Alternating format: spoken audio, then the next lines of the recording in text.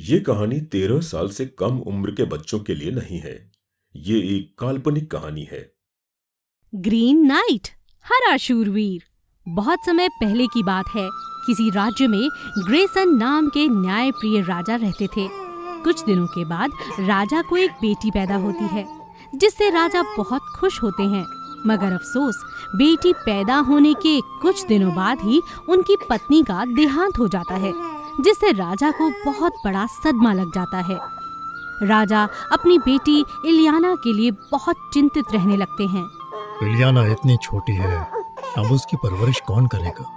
उसकी माँ तो उसे छोड़कर चली गई। कुछ दिनों के बाद राजा ग्रेसन अपनी बेटी की देखरेख के लिए एक दूसरी शादी कर लेते हैं।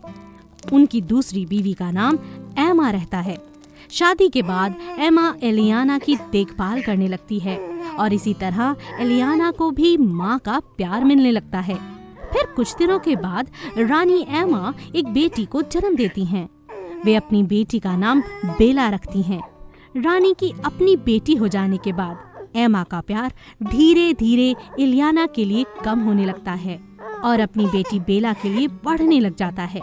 फिर एक दिन ऐसा आता है जब रानी एमा को इलियाना से मन ही मन नफरत होने लग जाती है। एक दिन राजा ग्रेसन एक बहुत ही सुंदर हीरों से जड़ा हुआ ताज लाते हैं और उसे राजकुमारी इलियाना को पहना देते हैं। इलियाना उसको देखकर बहुत खुश हो जाती है। बेटी, तुम हमारी बड़ी बेटी हो, इसलिए अगर कभी मुझे कुछ हो जाता है तो फिर इस राज्य के कामकाज को तुम संभालोगी और इस राज्य के लोगों की सेवा करोगी। जब एमा यह सब देखती है तो वह जल के राख हो जाती है। वह एक दिन गुस्से से राजा के पास जाती है और कहती है, महाराज, आप शायद भूल रहे हैं कि आपकी 2 बेटियां हैं, इसीलिए आपको दोनों बेटियों को बराबर का हक देना चाहिए। एमा की ऐसी बातें सुनकर राजा ग्रेसन उसको समझाने लगते हैं। एमा, मुझे पता है कि मेरी 2 बेटियां हैं, मगर अभी बेला बहुत छोटी है। उसमें अभी इतनी समझ नहीं कि उसको मैं राज्य के कामकाज के बारे में बताऊं। राजा की ऐसी बातें सुनकर एमा के मन में डर बैठ जाता है। लगता है महाराज उस इलियाना को अपने बाद सिंहासन पर बिठाना चाहते हैं और मुझे और मेरी बेटी को कुछ भी हासिल नहीं होगा। मुझे तो कुछ करना ही होगा। एक दिन एमा राजा को दूध में जहर डालकर पीने के लिए दे देती है। उस दूध को पीते ही राजा वहीं गिरकर मर जाते हैं। राजा के मर जाने के बाद एमा बहुत खुश हो जाती है। वो इलियाना को महल से बाहर निकाल देती है। अब तुम्हारे पिता तो इस दुनिया में रह नहीं गए, इसीलिए इस सिंहासन पर अब मैं बैठूंगी और तुम्हारे लिए अब इस महल में कोई जगह नहीं है, समझी? तुम यहाँ से चली जाओ। रानी एमा की ऐसी बातें सुनकर इलियाना रोने लगती है। फिर वह महल से दूर एक नदी के पास छोटा सा घर बनाकर उसमें अकेली रहने लगती है। एक दिन जब इलियाना नदी के पास अकेली बैठी होती है, तभी अचानक उसकी नजर एक आदमी पर पड़ती है जो हरे रंग के कपड़े पहने हुए बहुत ही घायल अवस्था में उस नदी के किनारे पर पड़ा है। अरे, यह इंसान तो बहुत ही घायल दिख रहा है, मुझे उसकी मदद करनी चाहिए। इलियाना दौड़कर उस इंसान के पास जाती है और उसे अपने कंधों का सहारा देकर अपने घर के अंदर ले आती है और उसकी मरहम पट्टी करने लगती है। फिर कुछ देर के बाद उस इंसान को होश आ जाता है। आप कौन हैं और आप ऐसी घायल अवस्था में उस नदी के पास कैसे आए? मैं एक राजकुमार हूँ। मेरा नाम ग्रीन नाइट है। मेरी आंखों का रंग हरा और चमकदार होने के कारण मेरा नाम ग्रीन नाइट रखा गया। कल पड़ोसी राजा के साथ युद्ध में मेरे शत्रु ने मुझ पर हमला कर दिया, जिससे मैं घायल होकर नदी में गिर गया और नदी की लहरों ने मुझे यहाँ पहुँचा दिया। मेरी किस्मत अच्छी जो आपने मुझे अपने घर में लाकर मेरा इलाज कर मुझे मरने से बचा लिया। इसके लिए आपका बहुत बहुत धन्यवाद।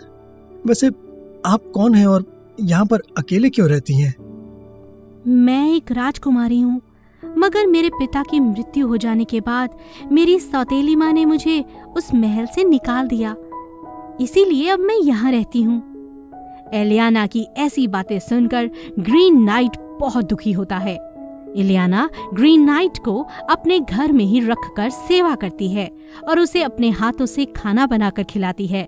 उसका इस तरह का व्यवहार देखकर राजकुमार उसको मन ही मन चाहने लगता है। कुछ दिन के बाद राजकुमार ग्रीन नाइट बिल्कुल स्वस्थ हो जाता है और फिर वह अपने राज्य जाने के लिए सोचने लगता है। अब तो मैं बिल्कुल ठीक हो गया हूँ। अब मुझे अपने राज्य वापस जाना चाहिए। मगर तुमने जिस तरह से मेरी सेवा की है, मुझे तुम्हारा ये व्यवहार बहुत ही अच्छा लगा। मुझे एक ऐसे ही जीवन साथी की तलाश थी जो कि सुख दुख में मेरा साथ दे। मैं तुम्हारे सामने विवाह का प्रस्ताव रखता हूँ। क्या तुम मुझसे शादी करोगी? ग्रीन नाइट की ऐसी बातें सुनकर इलियाना खुशी से झूम जाती है और शादी के लिए हाँ कर देती है। तो ठीक है इलियाना, मैं अगली बार जब अपने राज्य से लौट कर आऊंगा तब तुम्हारे साथ विवाह करके तुम्हें भी अपने साथ लेकर जाऊंगा। मेरा इंतजार करना। राजकुमार ग्रीन नाइट और इलियाना की शादी की खबर राज्य में फैल जाती है। जब इलियाना की शादी की खबर उसकी सौतेली माँ एमा को मिलती है तो वह गुस्से से पागल होने लगती है। हाँ, मैं यह शादी हरगिज नहीं होने दूंगी। मैं उस राजकुमार की शादी अपनी बेटी बेला से करवाकर ही रहूंगी। एक दिन रात को रानी एमा कुछ आदमियों को भेजकर इलियाना के घर में आग लगवा देती है। जब इलियाना की नींद खुलती है तो वह देखती है कि उसके घर में चारों तरफ आग लग रही है और वह पूरी तरह से फंस चुकी होती है। राजकुमारी इलियाना का शरीर आग की लपटों से झुलसने लगता है।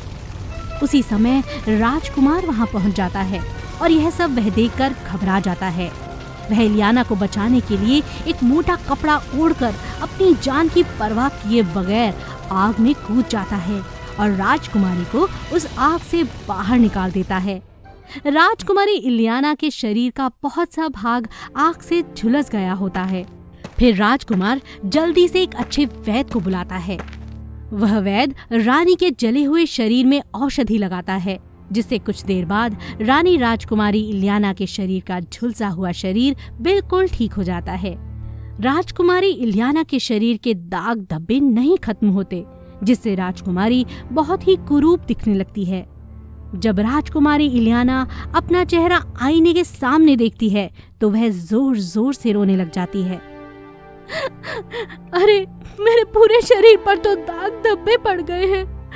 अब राजकुमार मुझसे शादी कैसे करेंगे? ये क्या हो गया? जब राजकुमार को पता चलता है कि राजकुमारी को होश आ गया है तो वह दौड़कर राजकुमारी के पास उससे मिलने के लिए आता है। इलियाना उसके सामने नहीं आना चाहती। महाराज, कृपया करके आप यहाँ से चले जाइए। अब मैं आपसे शादी करने के लायक नहीं रह गई हूँ। अब तो मैं आपको अपना चेहरा भी नहीं दिखा सकती। आप मुझे हमेशा के लिए भूल जाइए महाराज। इलियाना, लगता है तुमने मुझे ठीक से पहचाना नहीं। मैं तुम्हारी सुंदरता से नहीं, बल्कि तुम्हारे सुंदर विचारों और व्यवहार के कारण तुमसे शादी करना चाहता था, जो कि तुम्हारे पास अभी भी है और हमेशा रहेगा।